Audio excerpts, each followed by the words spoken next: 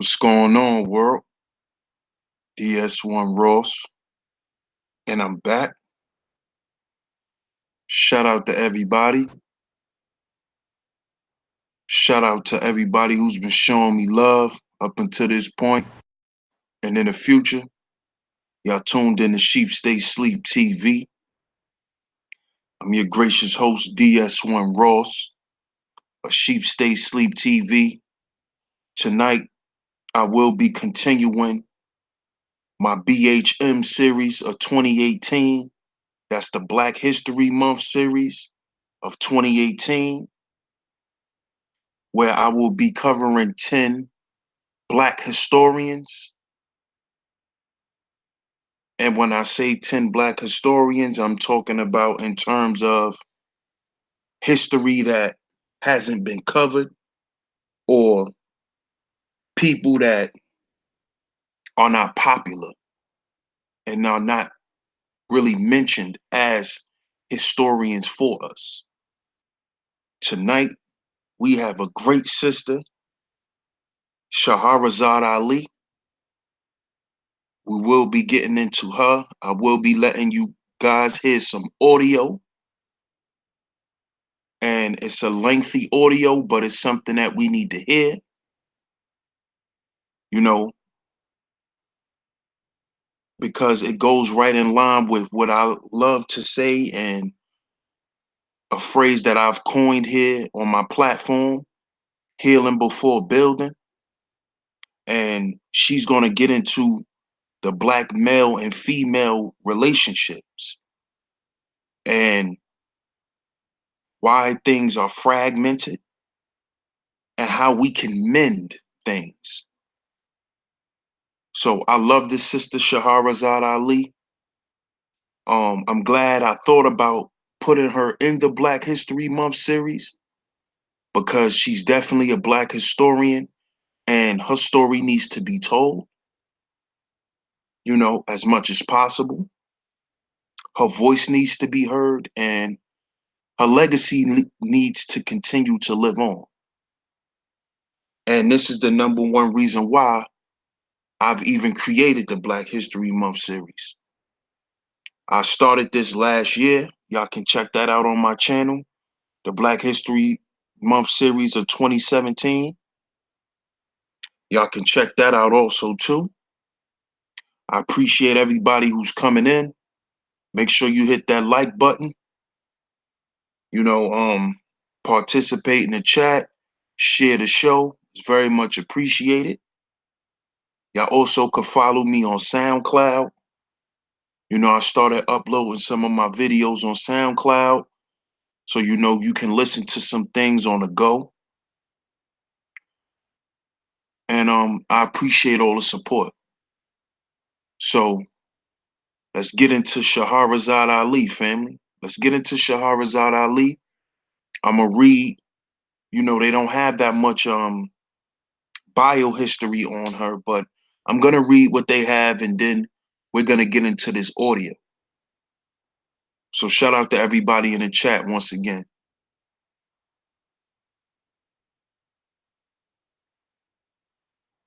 Shaharazad Ali, born April 27th, 1954 in Atlanta, Georgia.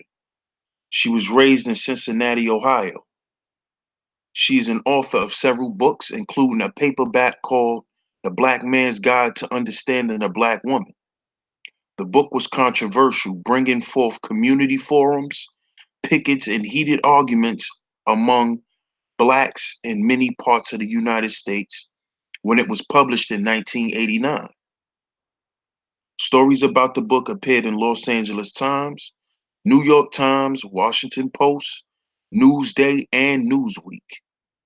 Ali appeared on Tony Brown's Journal, The Sally Jesse Raphael Show, and The Phil Donahue Show, and Geraldo TV programs, and was ridiculed on In Living Color. The book reportedly brought Black bookstores new business, while the other Black bookstores banned it. It also provoked a book of essays called Confusion by other name that explored the negative impact of the black man's God. Some passages of her book describing African American women referred to as the black woman, as is the parlance of the Nation of Islam, quoted in the media included the following.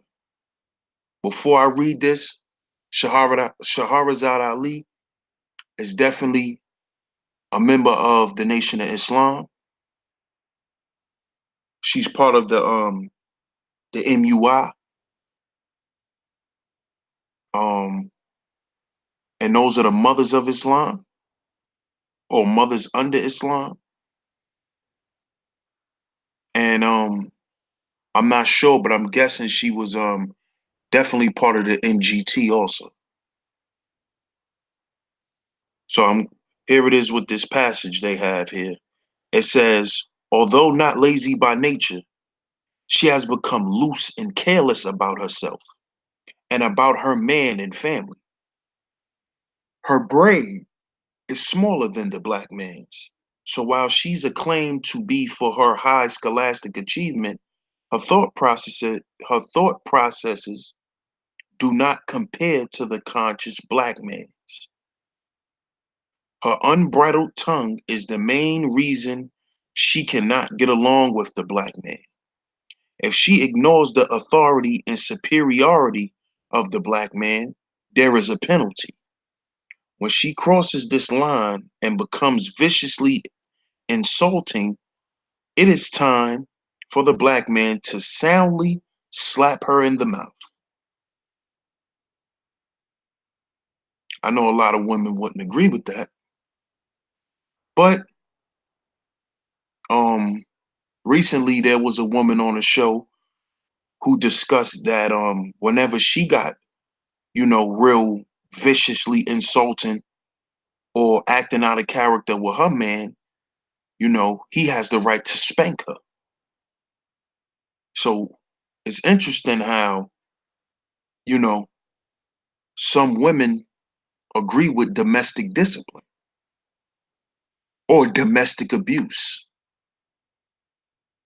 They call it discipline. Ali stated, I wrote the book because black women in America have been protected and insulated against certain kinds of criticism and examination. Critics complained that book offered no factual data to substantiate her views or information about how she came to her conclusions and was essentially as a vanity press product that would have been ignored by black people and others had it not been for the media attention its novelty and outrageousness created. In August 2013, Ali reemerged in the media as a guest commentator on the HLN program Dr. Drew on Call.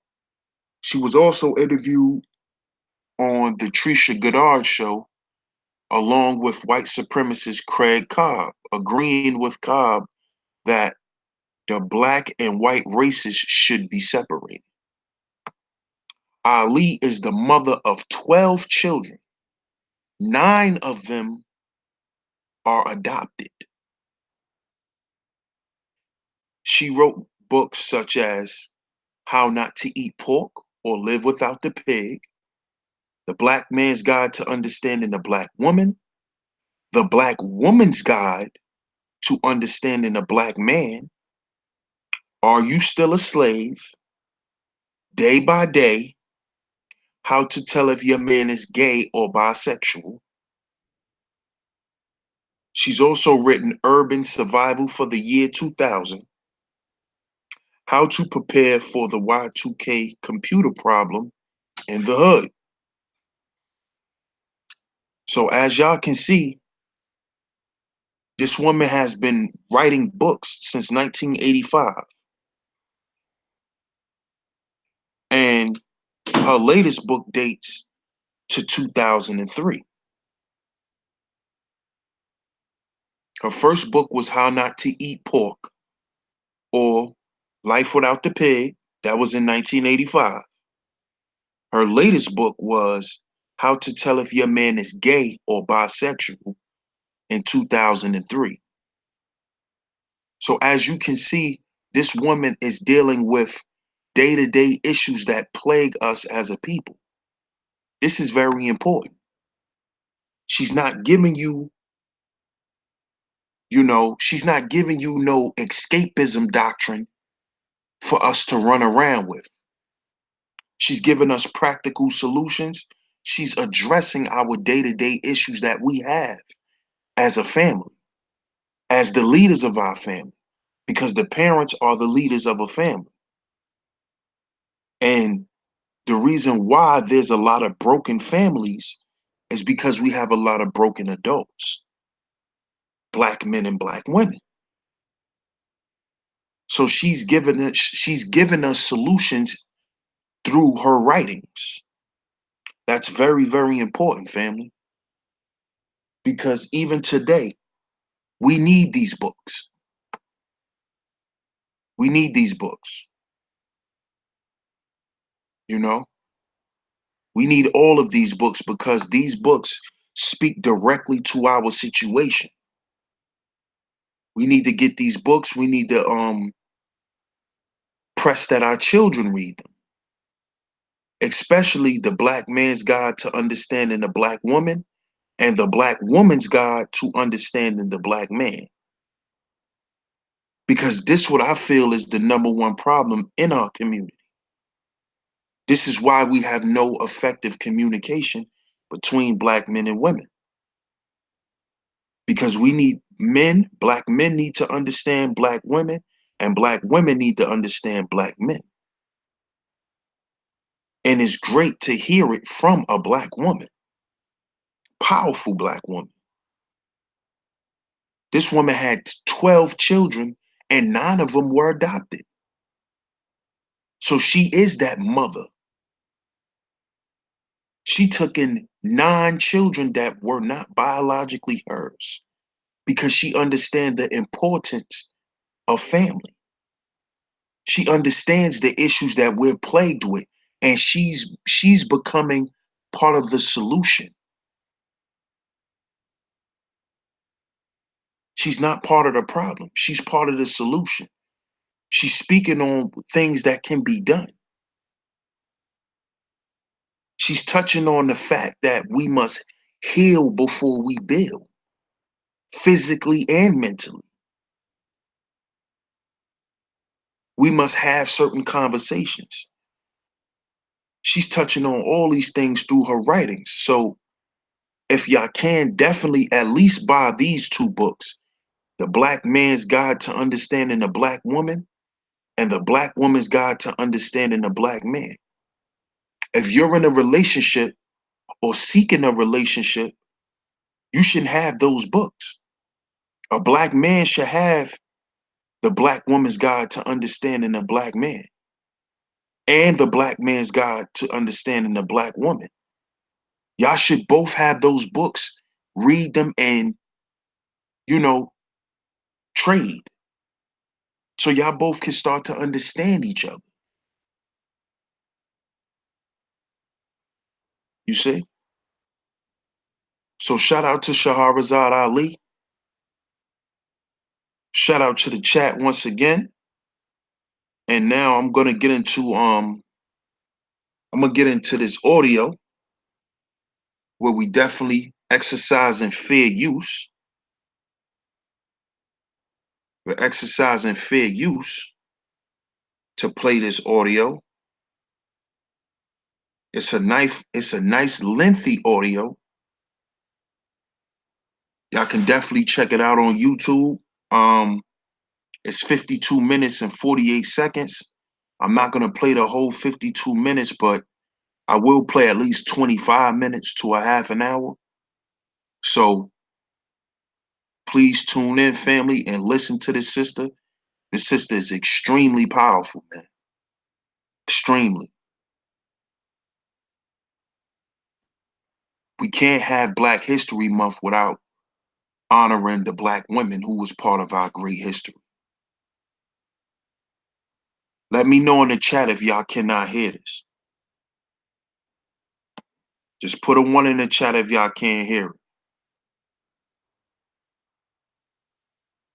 Have some unique things about us that can make it a little bit sometimes more difficult to get along. Only humans have sex face to face.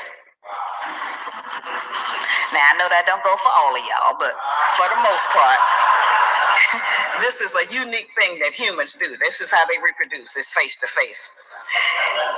Only humans sleep on their backs.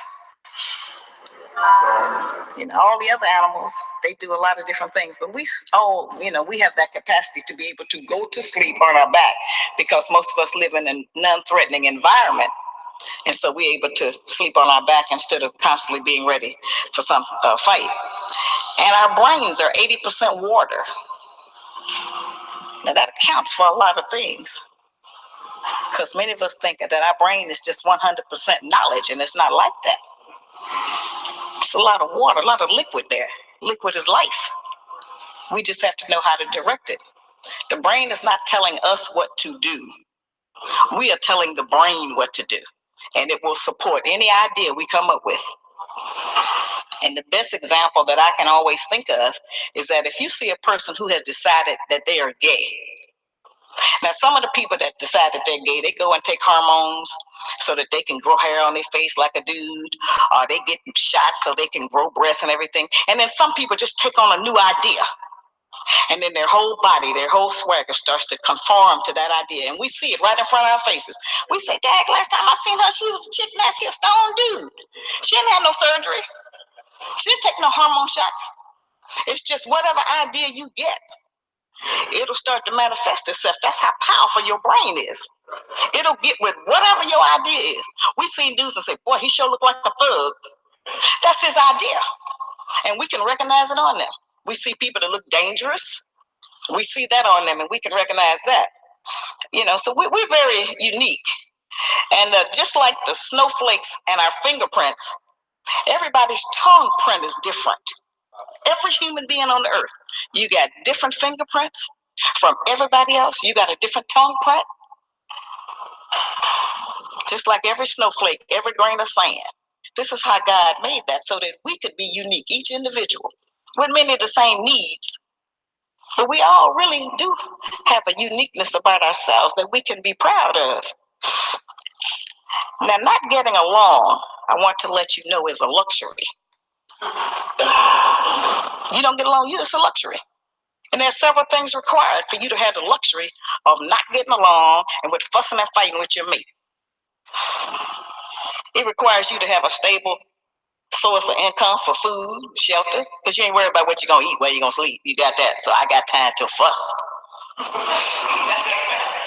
It requires for you to be in pretty good health, because you got to have strength to bring up all that negativity. You got to have strength to do that. You got to be able to take a stand. So, you have to be able to do that. And it requires us to think that we have options. Men and women, they like a bus. Miss one, catch another. Well, I got news for y'all. That train has already left the station. It's not like that was. And it requires that we think that we have time. We can mess up, start all over, mess up, apologize, and this will just go on forever. We don't have that time anymore. What we have is just some basic major relationship problems, and they have been the same ones that we have had for the last 134 years. We 17 generations up from slavery, and many of our problems remain the same. I have a book called Are You Still a Slave? It's a test book. It lets you take a test and answer certain questions to determine how much of a slave are you still acting like even without a slave master. Since they put this into us, it's a lot of stuff we just on automatic. And we're the first people to say, well, that's just how I feel. No, it's not. These are things that they put into us. And they certainly put into us not to get along with each other. That makes them the winner. In every civilization, on every continent, among every mammal, when the female mammal has to forage for food, fight and protect the nest, bear the children alone, and do all of those things, it makes her naturally hostile to the male mammal. Because she feels abandoned. Well, we have abandonment issues. It makes many of our men feel entitled to do anything they want to do, and we're supposed to go along with it. They put a lot of confusion into us that have made us bring that confusion even down into the world, into our children. And we have set them up for failure in their relationships because they're not doing what we tell them, they're doing what they see. And if they don't see us getting along, if they don't see our men respecting our women, they don't see our women respecting our men, then this is what they're going to practice. We have a problem with fidelity and jealousy. That's really, we have a problem about lying. We especially charge our men with lying. That's a serious thing, this lying issue. We want y'all, when we ask you a question, we want y'all to testify. We want the truth and nothing but the truth. So help you, I'm gonna nag you forever about it. So this is something that we do to try to get to it. We say, well, if you had just told me you didn't want to be with me no more, then I could have handled it. That's a lie. No man in here need to believe that. Okay? That is never gonna be the truth. I mean, what is our man supposed to do? Say, listen, baby, I done met somebody I like better than you. We had better sex than me and you. She got a good job. She got a car. She ain't got but one child. And so I don't want to be with you no more. How is that going to go over? Well, we're going to say, well, yes, listen, thank you, brother. I'm glad you told me. That's not how that's going to go. So when we put our man in a position where he can't bring the truth, and then when you all tell us a lie, then we get very angry because we want you to testify. Now, testify was a word that used to be used in the Roman courts. And if a man wanted to tell the truth about something, then he would swear on his testicles. Now, we know the last thing y'all gonna do is to swear. Imagine if every time you swiped your debit or credit card, you were setting aside fair money use, fair and use. investing money for the future. On those, okay? So perhaps sometime our expectation about some of these things might be a little bit outrageous because we have so many insecurities. If you go outside the door, where you going, when you be back, who you gonna be with? How long you gonna be gone? Who you gonna be standing with? How much money you gonna spend? Who did you see? Well, what happened while you was there? What did he say? We better than the FBI. Okay? And that's an unreal expectation. See, there are a lot of lofty ideas that we can talk about relationships, but we have to deal with some basic principles that we still haven't got straight. And people tell me all the time when I go out, they say, I really like that sister because she's down to earth. Well, hey, we live on the earth. This is where we have to be, down to this earth. This is the only planet we got life on that we know of. We live right here on this earth. And these are earthen issues that we're dealing with. And as sisters, this is a really serious issue. We need to stop going so crazy and berserk if we find out that perhaps our man has made a mistake or did it intentionally, was with another woman. I mean, it's not like you alone. Every one of us women in here done had a man that was with somebody else. Because there ain't no such man that's going to be with no one woman for his entire 75-year life. Now, that's the reality that we're dealing with. That ain't the one we want to deal with, but that's the reality of it. It's no such man. If it was such a man, me and my sister Keely would have him. So we have that exists. And that doesn't mean that it's taking anything from you or me. It's not even about that. It's about the nature of us as two different people. Now, that's a personal decision, of course, that men make, but I'm just want to let the sisters know that's nothing we have to be ashamed of. Our grandmothers, our great-grandmothers, our mothers, us, everybody. We ain't never had no woman that had a man that wasn't never with nobody else. It doesn't exist. It is called, the messenger said, the imagination of truth. and it will get you in trouble with such great disappointment. You don't have to be ashamed. You're not telling nobody they ain't never heard of it. You know, Santa Claus going out burning his clothes, tearing up his car, messing up everything that you didn't have to pay for, and then when you get over being mad, you're gonna be back with him. So we need to not do that. It's just a waste of time. It's a waste of energy, and it gives us setbacks. Like I say, it's a luxury. You don't know when the last time is going to be, and you lose someone that really, really is dear to you and someone that you love. Now, the second problem we have is about some of our men don't have no job. Now, that's a real issue because we need money. We want money, you know. Now, you know, last year we spent about $13 billion on our fingernails. So we could probably do with a little less money. We spent another $23 billion on our hair. $10 billion of that was on our fake hair. Okay. So we have spent money, but we have a problem sometimes if a man can't afford to do those things for us. And you know, there's a lot of people living in the world that make $200 a year. And some people don't make the $75 a month. Not eating like we eating and everything. They're not overweight either. They don't have diabetes and everything we got. But nevertheless, there are people who live with much less than we do. And certainly we all want to have a man who has a visible means of legal support. Okay, we all want to have that. But we can't completely judge our men by the same standard that the white woman judged her man, because her man ain't never been repressed. Okay? Many of our men are out of work because they just too depressed or they can't work or don't want to work. And then you got a lot of our men who are out of work because the white people in charge of the jobs won't give them an opportunity or a job. This is not magic. And then they'll give more to us, and then we start tripping and start thinking, I don't know why you can't get no job. I got one. It's not like that. With many of us, we take the position with our man where any job is better than no job. But that's not the position of a man. Men take the position where no job is better than any job. They have a different standard. They have a different ego. And no matter what we think we can feel and experience, we do not know what it's like to be a black man in America.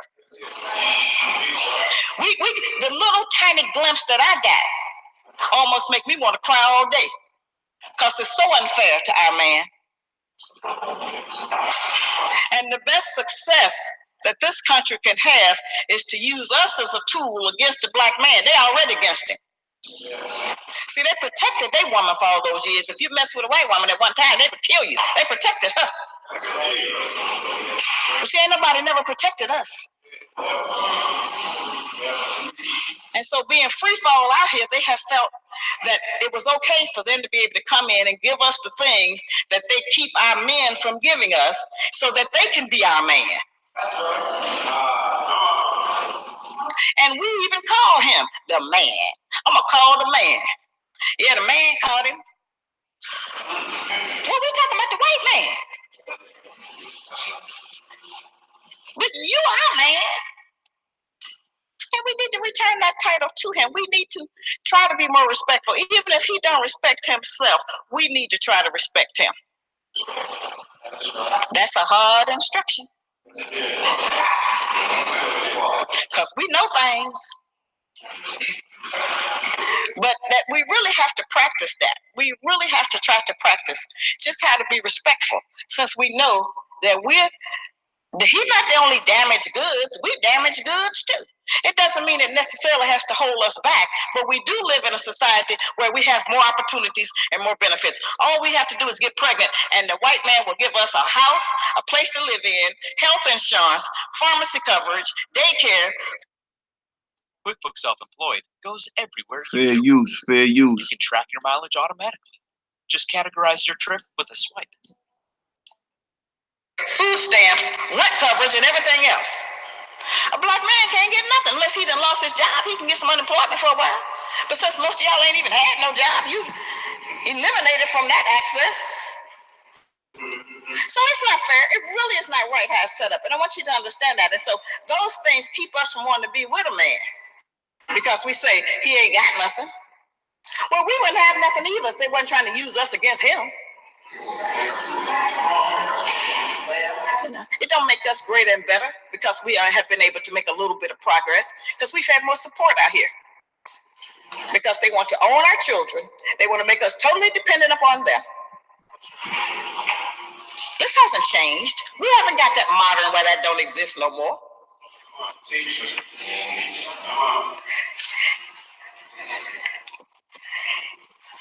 We have to stop looking at our men as sex objects. Now that's a turn, isn't it? That's how come you have so many sisters that's disappointed because the only time they get along with their man is when they laying down. Once the man stand up, we don't want to be in it no more. He might tell us what to do or something. All bets are off. That's the deal breaker when you start trying to tell me what to do.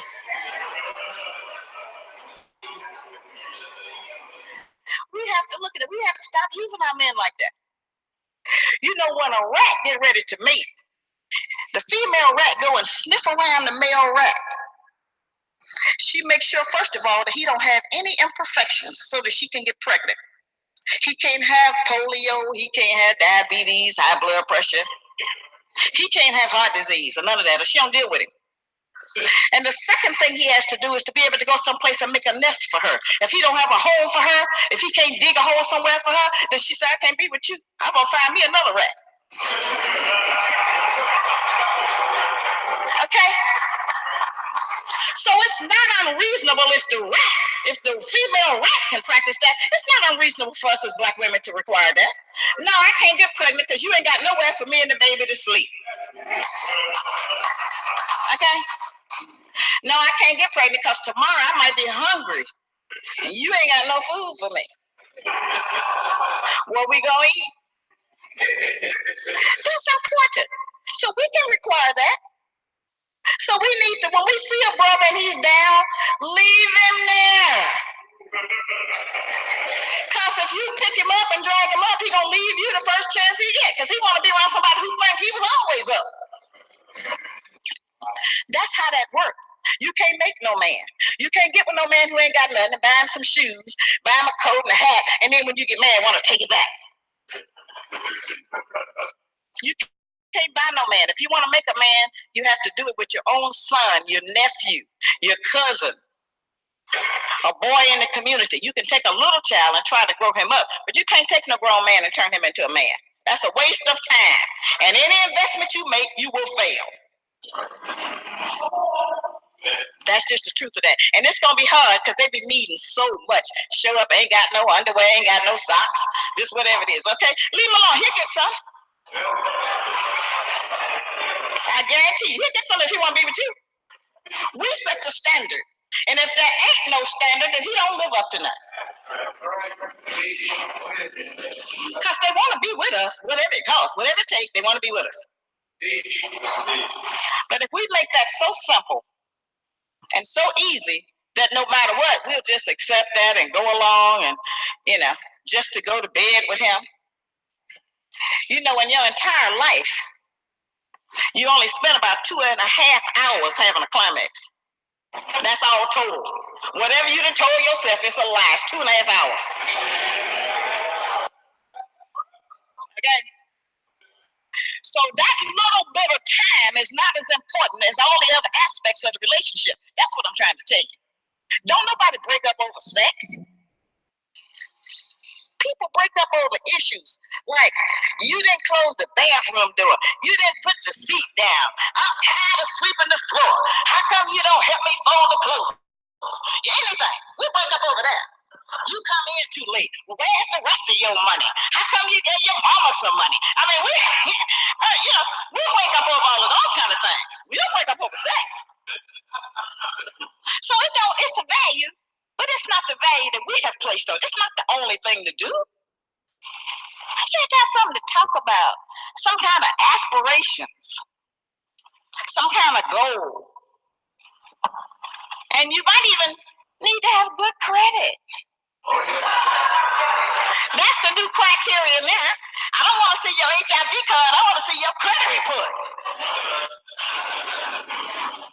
Now, if we just base it on that, we know ain't none of us gonna be together. We may as well not even try to have a relationship if it's gonna be based on credit. Because we just found out about that. We've been there 135 years. It's only been 2 years that we've been learning anything about a credit report. Nobody never taught us about no credit. It's really sad, but this is where we are. We got to look at where we are. Stop tripping, pretending we someplace else, because that's where white people are, or because that's where they set the standard. We got to start where we are to make the change and to make an improvement. It has to be what we are doing. And raising our children, that's an issue. Over 60% of the black babies in Philadelphia are aborted. That's probably very similar here in D.C., because this is a nationwide phenomenon. White people trying to have babies, we're trying to kill ours. Now, there's simple remedies for some of that. If you don't want to have no baby, don't get pregnant. Don't have unprotected sex. Now, many of our young girls now are using abortion as birth control. They have 5 and 6, 7 in a year. We have so many unwed mothers. And we have something that's never talked about. We have so many unwed fathers. Because it still does take the two people. We do not have an immaculate conception among black people. It's the men and the women that make the baby. We have to deal with how we're rearing our children. We have to stop trying to give them everything we think we didn't have as a child. You want to make peace with somebody, make it with yourself. Don't use the child like that and confuse them, so that they grow up thinking that they are what they own. And you're not what you own. You who you are. It has nothing to do with what some white people and some Asians made, because everything we got come from them. So we can't let that be the standard of who we think that we are. It was a merry-go-round we used to have our children on, but now this thing is moving so fast, it's like a roller coaster. We can't keep up. We can't teach them that the brand name clothes is more important than their math test. We can't neglect the children in the name of I'm working. The Yahoo Finance app does more for your Fair money. use, family. Track Fair market use. moves and understand why. Keep an eye on the stock. To take care of you. Those things have to go hand in hand. And it's almost better if you let your child sit with his daddy on the curb, who ain't got no job, than we as women keep sitting in the house talking about we can raise a boy alone. We can feed them alone and clothe them alone, but we can't raise them alone. We don't know how to make no man, or all of us would have a man. So we know we got some kind of problem up in there in that area of trying to deal with, how we gonna get along or be with a man. And then we see a lot of grown men, and we'll go out with them. We say, you know what, I ain't going out here no more. He is so silly. Well, he didn't get grown and get silly. He was silly when he was a little boy, and didn't nobody interfere and interrupt and help him.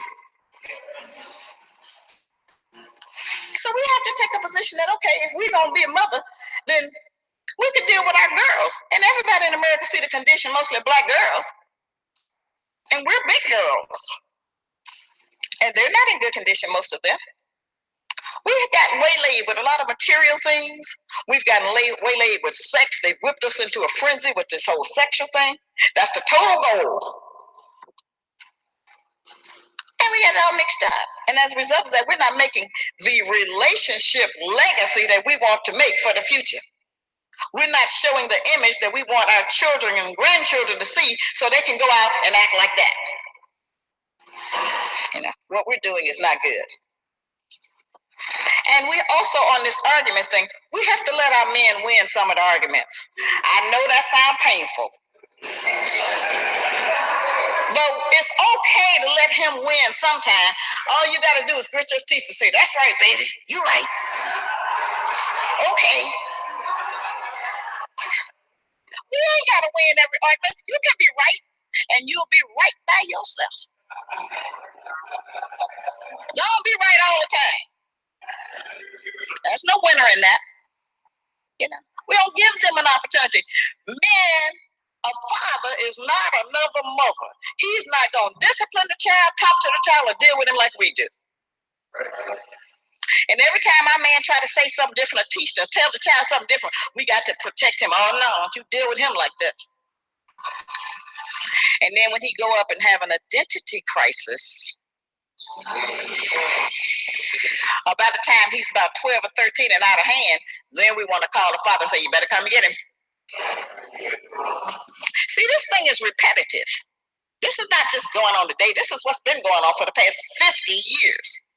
Since the oncoming of new black millionaires, of the material items and the technology advancing where you have all these material things. All of that has created that for us, so that we're not even real with the people that we be with. We manufacture some kind of personality, so when we meet somebody, we can think we're somebody else. And then after about 60 days, when the sexual attraction wear off, and you start meeting that real person, you decide, I don't like them at all. Who is that? Who are you? You know, listen, baby, you're gonna have to go. Because this is how it works.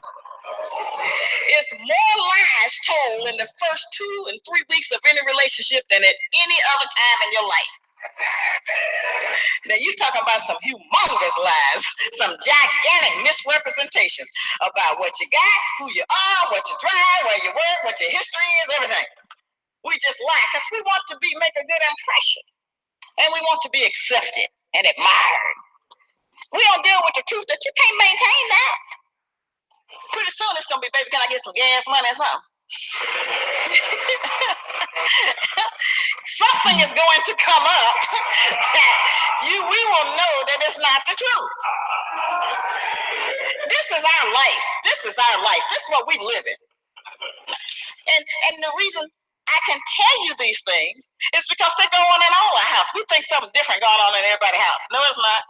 The same nonsense is going on in everybody's house. It's not different. You think you're different. It ain't different. It's the same. It's not different. Which is why we need a group solution to help us to start working on something. It's not to go out and join the organization.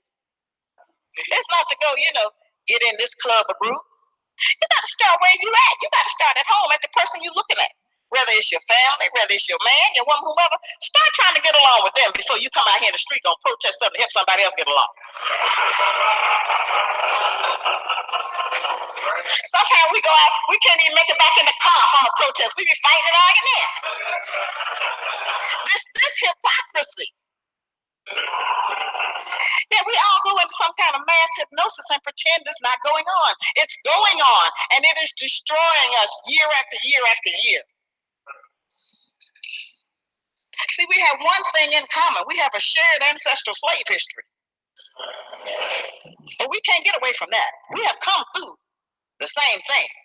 It's in us genetically. All our fears, our insecurities, our hatred of self, hatred of anybody that look like us. All of that was bred into us. And so when those things come up, we have to be able to fight against it and say, no, I'm not going to do that because I know that's what they want me to do. I'm going to take a little bitty step. I'm going to try to just do something different. I'm going to try to do for self, some kind of way. And the sisters, we have to take our hearts, as I said, because I'm mentioning this again because this is so important. We have to take our heart out of our vagina. Okay? That's not where your heart is. Don't let a man win your heart because of that. He got to win your head. He got to win your respect. He got to, win your honor. And he has to try to help us, not do it, because nobody can really make you happy. Happiness is a thing that you have to decide as an individual. And so all that, I'm looking for somebody to make me happy, you gonna be looking forever. You ain't gonna never get finished looking. Because that doesn't exist like that. You have to decide, you know what? He all right. I'm gonna hose him off, dust him down. We're gonna be okay. I'm gonna make it with him. I'm gonna cook him some food. I'm gonna cook, period.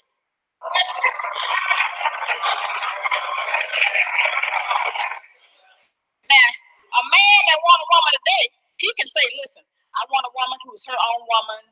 I want want her to be in good shape health-wise. I want her to be a certain size or whatever. But you better not say you want a woman that can cook, or you won't never get no woman. This is how crazy we have become. Food is what sustains life. How we gonna decide we don't want to cook the food? Historically, it is the female that go out and get the food, bring it home, and cook it and serve it. Now that's the history. That's on every continent. It's only in America where the female goes to the Chinese restaurant or McDonald's and bring the food home. That's not quite what our history is. Okay? So we're not teaching our daughters to eat, to cook, and to eat to live. See, we are very powerful because we decide who's going to live and die. We decide how long you're going to live, what shape you're going to be in while you live, how you're going to feel. We decide all of that by what we feed you. We could kill you in 6 months if we decide. We could do it in 6 months or less.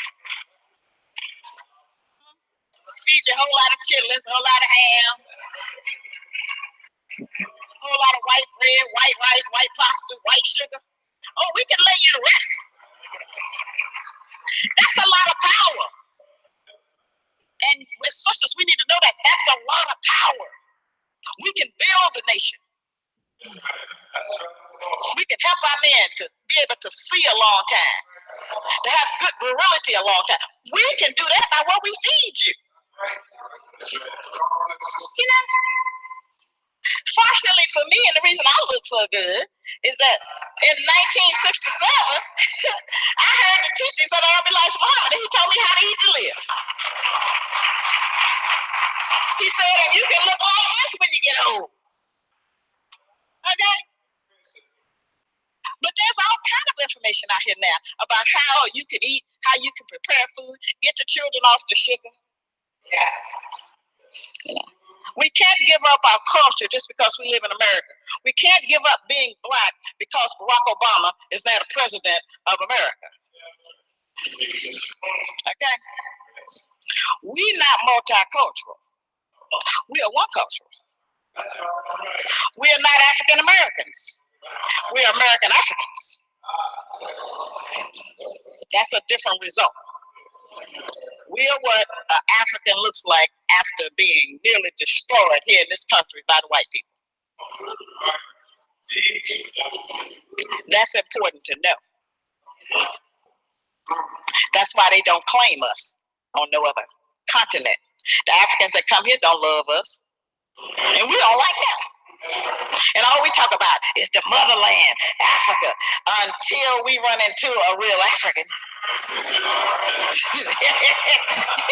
And we know that. How many Africans come over to our house to have dinner? How many Africans do our children play with? How many Africans go to church or the temple with us and everything? None. We don't hardly even eat in an African restaurant. This is the confusion and the hypocrisy we practice. We have to start really just trying to deal with ourselves.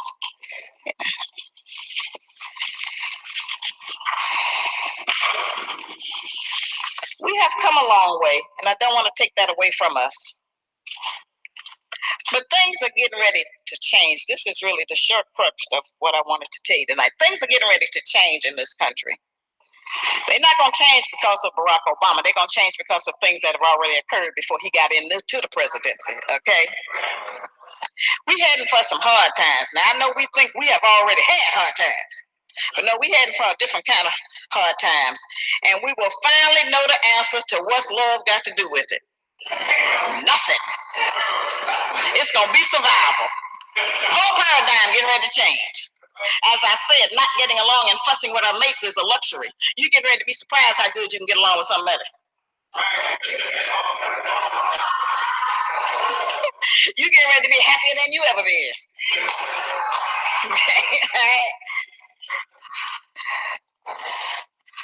We're going to have forced unity. Our priority lists are going to shorten.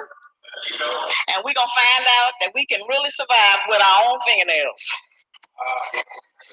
We're going to fix our own hair. gonna eat beans more than we ever have ate them. Okay? And we're gonna be happy, we're gonna be praying, we're getting ready to deal. And words like keeping it real gonna take on a whole new meaning.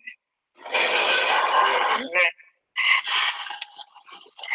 We have to be able to be ready for this time that's coming. We need to cut our spending some. All that time in the club, we need to try to stay home at night and see if it really will run us crazy. We're going to have to get our sisters off the street hanging out all night. We're going to have our brothers stop killing the rest of our people who are on the street with drugs. And if you got any guns, you better save them for your real enemy.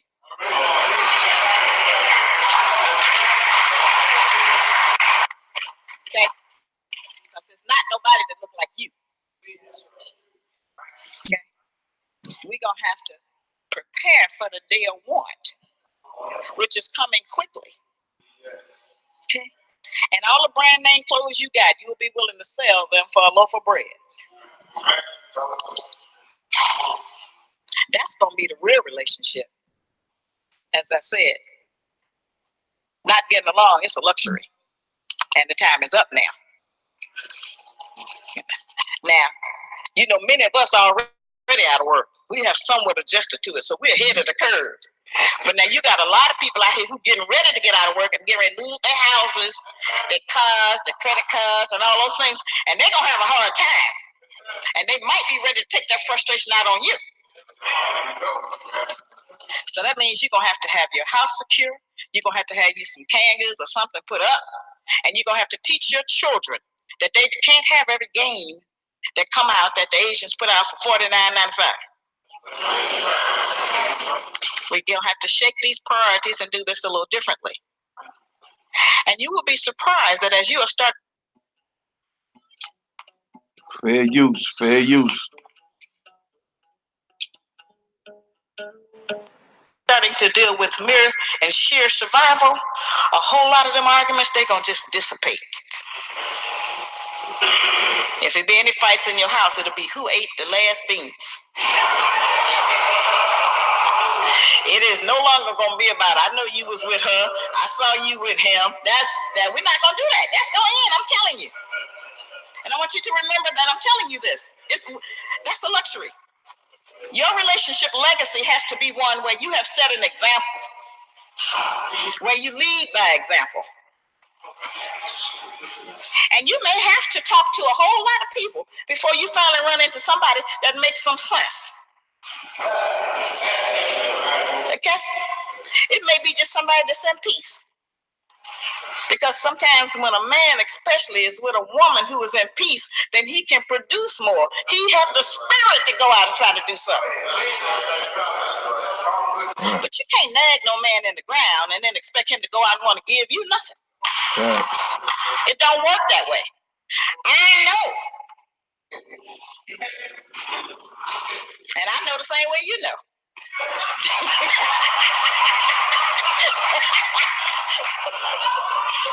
It wasn't until I got nice that the blessings opened up for me. You know, a smile, it goes a long way. Our man been out in the world, everybody he met been mad at him, hating him, dogging him. And then when he come home, what man want to come home to another house where somebody else mad? And he can't get away from us. He can go on the street, he got to pass them on the job. But when he come home, you know, just a smile. That's supportive. That's helpful. That's how to have a man. It is not about any of what we think it is. It's not about how we look. It's not about how long our hair is. It's not about no shape. It ain't about none of that. It's about peace. Bear witness to the truth. Is it about peace? All right. That's what it's about. And if you can't learn how to practice peace, it don't matter what kind of hairstyle you got, what kind of clothes you got, what kind of credit cards you got, what kind of job you have. None of that don't matter if you don't know how to have peace for a man. Notice I didn't say with a man. I said for a man. That's so far removed from so many of us that we still mad at our father. And then a brother come along and we be beating him up. And he be wondering, what is her problem? She mad at her daddy.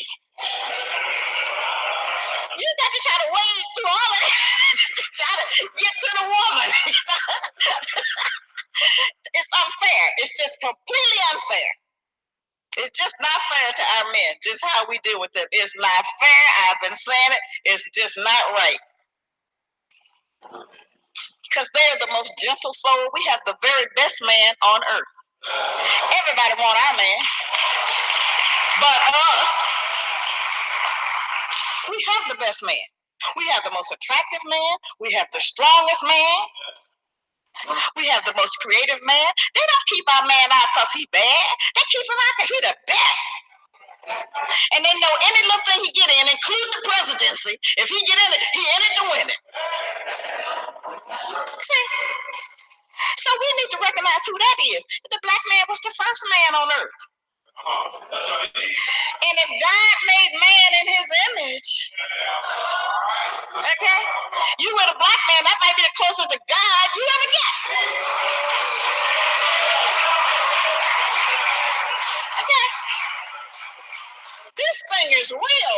And I'm not doing this for y'all to do what y'all usually do in this room, which is probably come in here and shout and then go home and act the same. That ain't what I'm telling you these things for. We talk about make a little bitty change. You ain't gotta make no big change. You know, if it's concrete on the ground, the reason they have to really prepare the earth when they lay concrete is because one blade of grass that you can flick with your finger can crack that entire concrete. One blade of grass will crack concrete that if it fell on you would kill you. So if you come up with a little blade of grass, then you can crack the concrete that's repelling and hold our man down. The white woman is for her man. The Asian woman is for her man, and you know the Jewish woman is for hers. We need to start a whole new paradigm. Let's speak a good word for our man. Let's don't let nobody just come down on him. I have been in elevators. It'd be a brother in the elevator, and a white man be in the elevator, and the white man will ask a question, and every sister in there turn around and start answering. You know, I know my position is I ain't the information booth. You know? But I've seen it. I've seen sisters walk past a brother and just won't even speak to him. That ain't right. That's not right. You know, we have to do this thing differently. We have to make our man want to be with us, want to come home to us. And we also have to recognize that just like he's beautiful to us, he's beautiful to everybody else to see him. Okay? We don't have no lockdown on him being wonderful. This is just how it is. They're all beautiful. I know millions of them. And each of you have something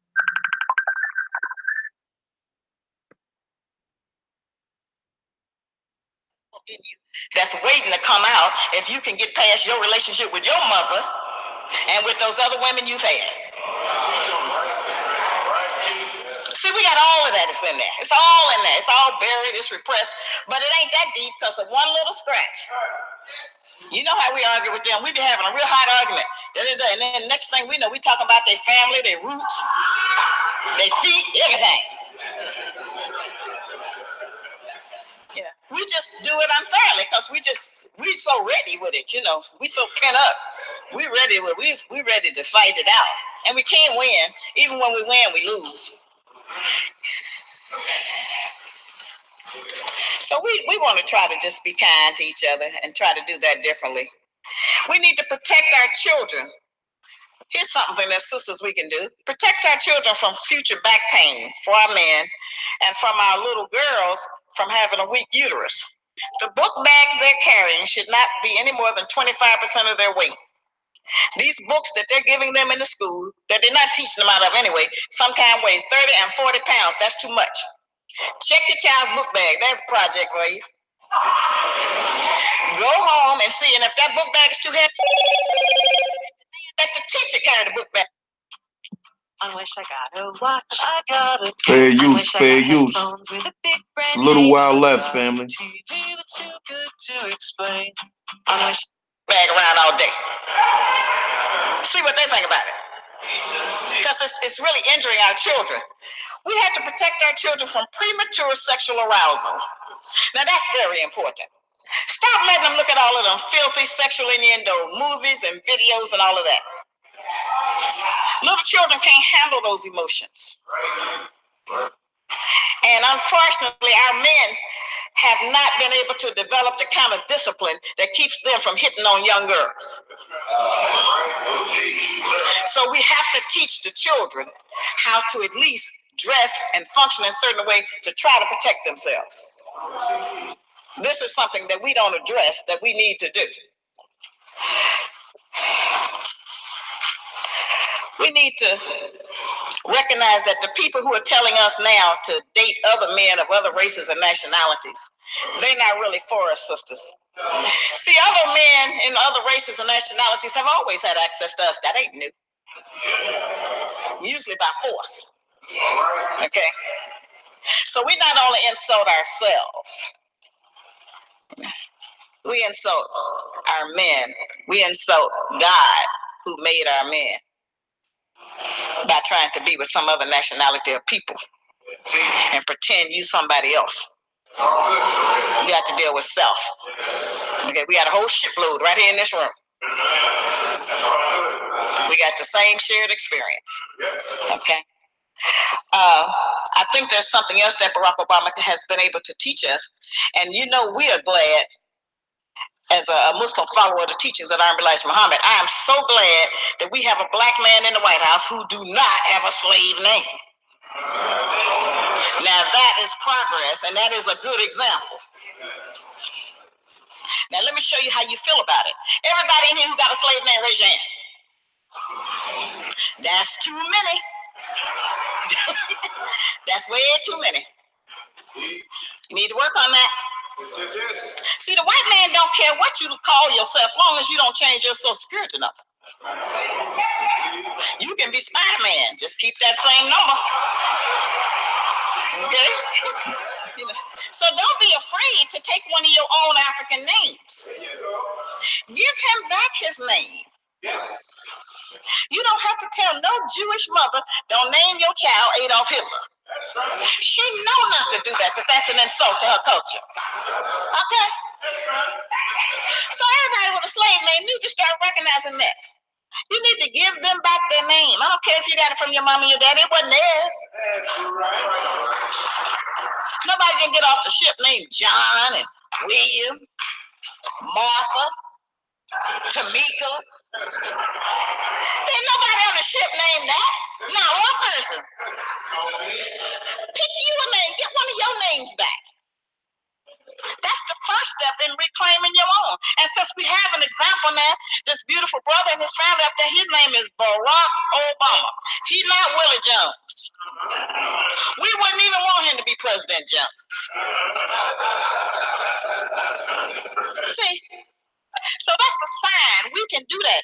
Get your own name. Don't make up no name. We already have names. We'll stop it there, family. As y'all can see and hear, this is a beautiful, powerful sister. You know, I've been looking at the chat and I see that y'all can pretty much agree. So that's Shaharazad Ali, family. That's Shaharazad Ali.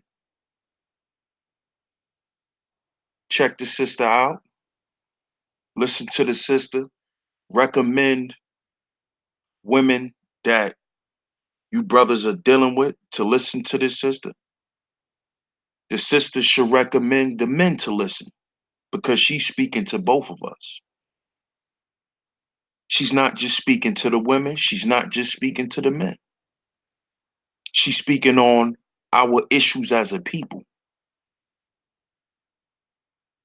Our immediate issues, the things that affect us, the things that directly affect our children, based on our jacked up relationships. She's speaking on healing our relationships between Black men and women. Because if the children are our future, then the future starts now. It starts now, family. The future is the next 5, 10, 2 minutes. So every day we need to be working on us. And our children need to see that we're working on us, because then they'll continue to work on themselves. You know, as I stated earlier, she has 12 children, but only 3 of them are biologically hers. That's something we also need to consider doing if we care about our community. We need to take on the responsibilities of being mothers and fathers, stepmothers, stepfathers, adopted mothers, adopted fathers. We need to take on these things because our children need us. We need to be that guide. And this is what this sister was talking about. So that was Shaharazad Ali, number 4 out of the 10 historians of the Black History Month series of 2018. I appreciate everybody for coming in and showing support tonight. Excuse me. If you're here, if you're just coming in, make sure y'all hit the like button. Make sure you share and subscribe to Sheep Stay Sleep TV. I will be back again tomorrow with 2 more historians. And we will be finishing up the series real soon. So y'all stay tuned. You know, on your social medias, hashtag BHM Series 2018, because this is for us. This is for us. So I appreciate everybody for tuning in tonight on Sheep Stay Sleep TV. I'm going to start from the top and give my shout outs.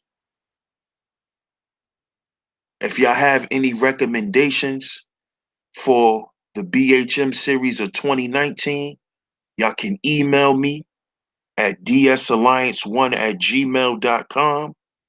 That's dsalliance1@gmail.com.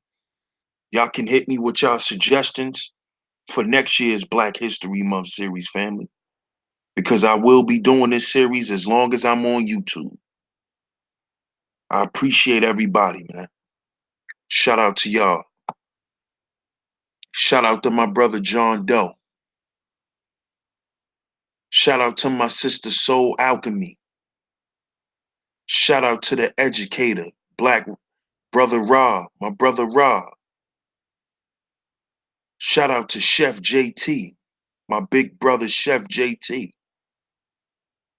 Shout out to my brother Jarvis Davis.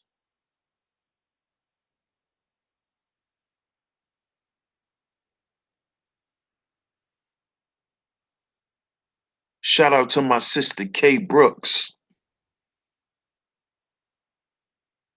Shout out to my sister Sheena Waller. Shout out to Scales of My Yacht.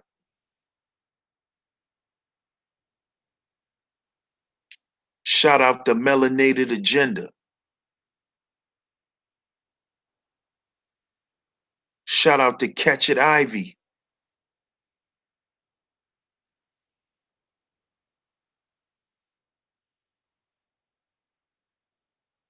Shout out to the Thunder God, Zeus Flippy. Shout out to my big brother, Uncle Shug.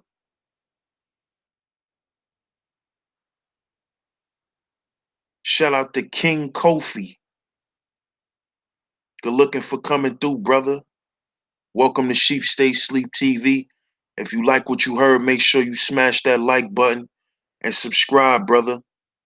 We will be continuing this series. We will be back tomorrow here, Sheep Stay Sleep TV. We'll be back tomorrow with 2 more Black historians. I appreciate everything. Thanks, Melanated Agenda. Much love to you too, sis. Much love. Shout out to everybody for coming through tonight. I appreciate it. Make sure, like I said, y'all hashtag BHM Series 2018. If y'all would like to suggest that I do any other historians in particular, email me, dsalliance1@gmail.com. That's dsalliance1@gmail.com. I'm taking suggestions for the Black History Month series of 2019. I appreciate y'all again for tuning in tonight. And we will be back tomorrow, family. I'm your host, DS1 Ross. You just tuned in to Sheep Stay Sleep. Remember, family, we have to heal before we build. And tonight, this sister Shaharazad Ali proved my point on the importance of us healing our relationships, healing our insecurities, so we can properly progress in this wicked world. I'm your host, DS1 Ross again. Sheep Stay Sleep TV. Peace. Y'all have a good night. We out.